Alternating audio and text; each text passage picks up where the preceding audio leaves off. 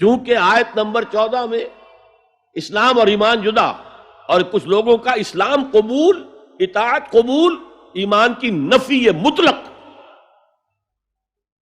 لم تؤمنوا ولما يدخل الایمان فی قلوبکم، اسلام اور ایمان کو جب علیحدہ علیحدہ اس طرح کر دیا، نیچرلی اب ایک سوال پیدا ہوتا ہے کہ پھر مومن کو ڈیفائن کیجئے. ہو is a momin? We want to be acknowledged as momins. کیا پری ریکویزٹس ہیں، کیا شرائط ہیں؟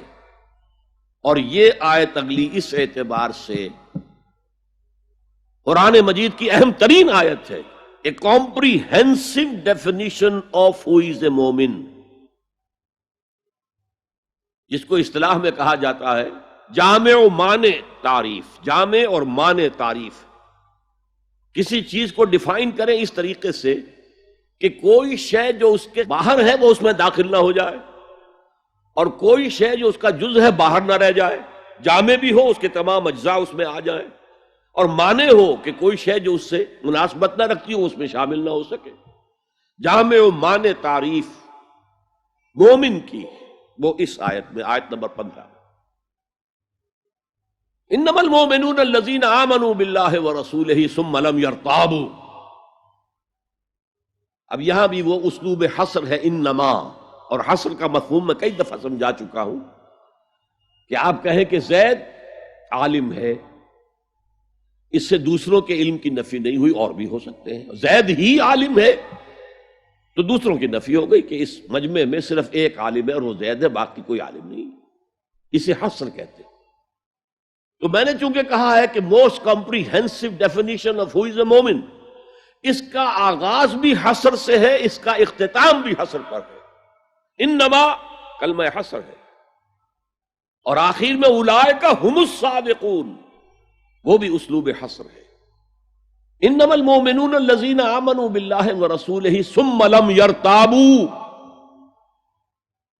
مومن تو صرف وہ ہے جو ایمان لائے اللہ پر اور اس کے رسول پر، پھر شک میں ہرگز نہیں پڑے. یہ پھر لم آ گیا، یہاں مرتابو نہیں آیا، لم یرتابو، ہرگز شک میں نہیں پڑے.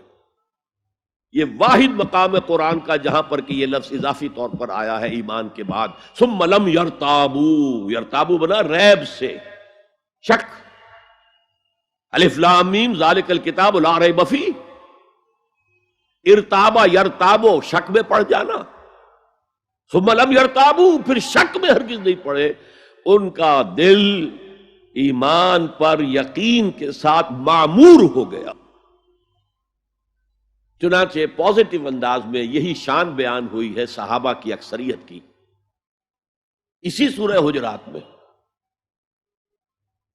فرمایا گیا صحابہ کرام سے، وَلَٰكِنَّ اللَّهَ حَبَّبَ إِلَيْكُمُ الْإِيمَانَ وَزَيَّنَهُ فِي قُلُوبِكُمْ.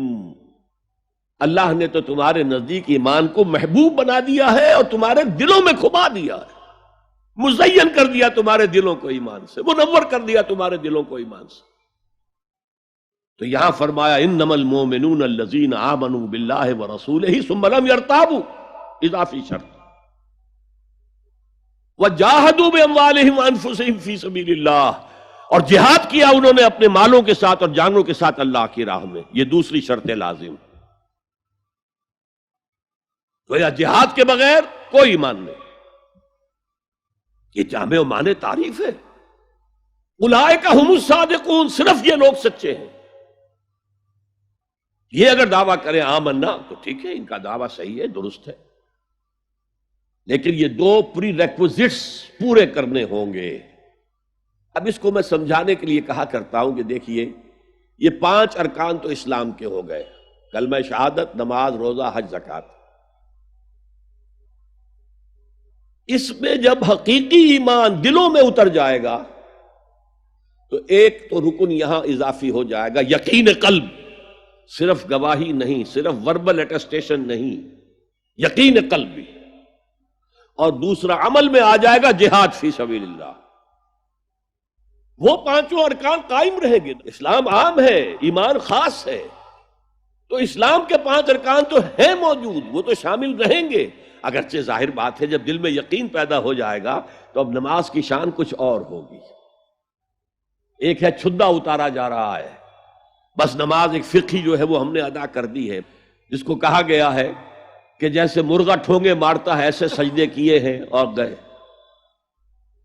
ایک نماز وہ ہوگی جسے حضور نے کہا الصلاۃ معراج المومنین، تو ایمان حقیقی کے ساتھ نماز کی شان کچھ اور ہوگی، اور ایک اس رسمی سے اسلام کے ساتھ نماز کی شان کچھ اور ہوگی۔ لیکن وہ 5 ارکان قائم رہیں گے، 2 کا اضافہ ہو جائے گا، شہادت کے بعد اس کے ساتھ یقین قلبی، اور ان 4 عبادات کے ساتھ جہاد فی سبیل اللہ۔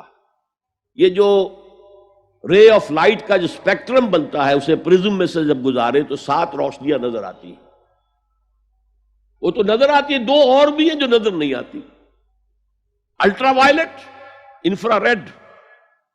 یہ الٹرا وائلٹ ہے اور یہ انفرا ریڈ ہے جہاد والی، جس میں جانیں دینی پڑتی ہے، خون کا معاملہ بھی آتا ہے۔ یہ گویا کہ حقیقی ایمان کے 7 ارکان ہو جائیں گے، 5 جمع 2،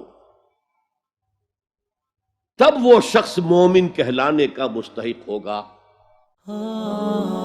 خليل بالقرآن هو إمامنا على هداية الله آمتنا، كلام ربنا هدايتنا، عطاء جبريل على رسولنا۔